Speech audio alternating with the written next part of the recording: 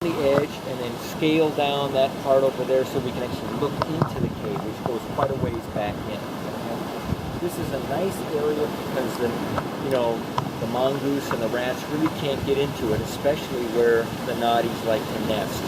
So it's a beautiful, well-protected cave. So we're going to a sea cave to look at noddy terns. The hike was a little intense down here, lots of lava, so it's like really jagged, very crumbly. But now we're gonna go check out the birds.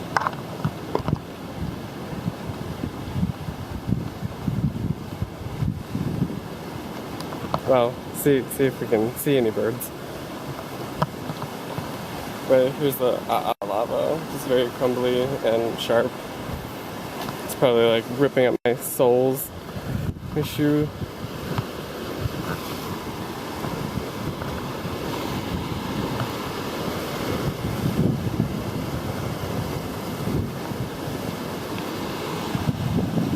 That looks like it's a cave.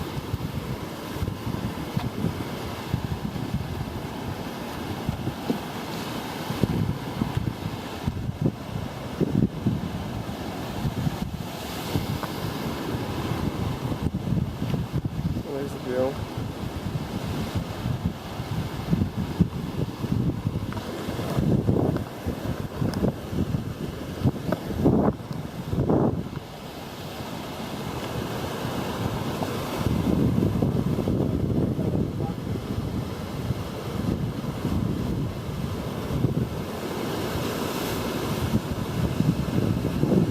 Okay. So we just made it to the sea cave. Early summer, I could say late spring. You might have, 50 to 100 birds in here all nesting. Anywhere from 20 to 30 eggs in each shell.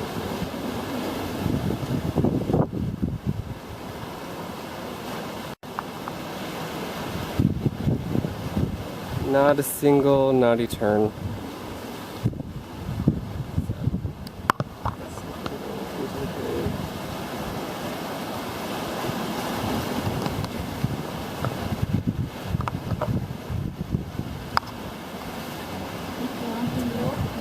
Oh, I'm good. Oh well, we would have seen maybe next time. Movement. So now we're just gonna hike back out and count more birds. So far we've seen lots of kolea, ruddy turnstones,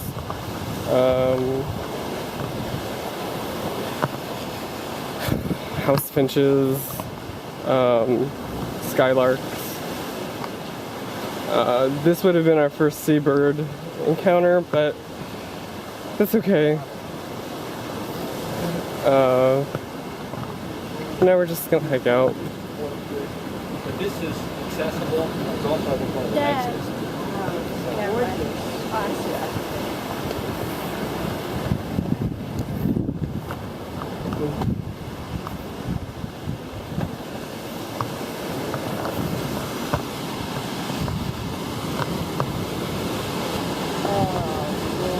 I know. Such a nice view.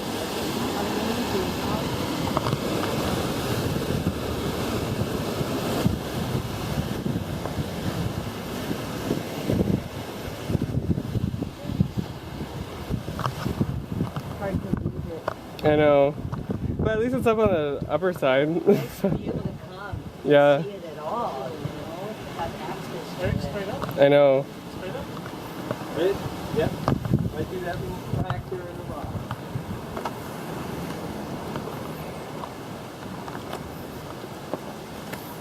So lots of lava. They're really sharp.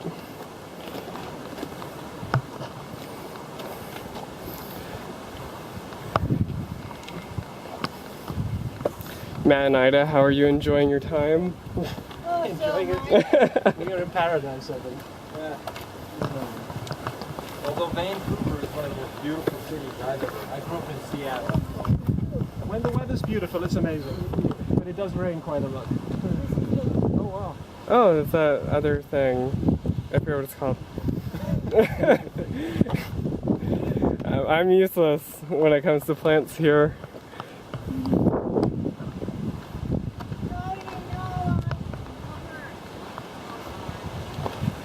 So Arleon. Amazing view. is just amazing. There was one year, a couple of years ago, when Rusty Scout, who's from San Francisco, came in, and there were like 30 of them. Wow. He peeked his head in, and he said it was like an out-of-body experience. Maybe they hid it, I don't know.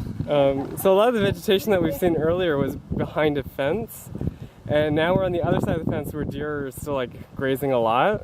So you don't see a lot of the really beautiful native Hawaiian vegetation, but the views are still impressive.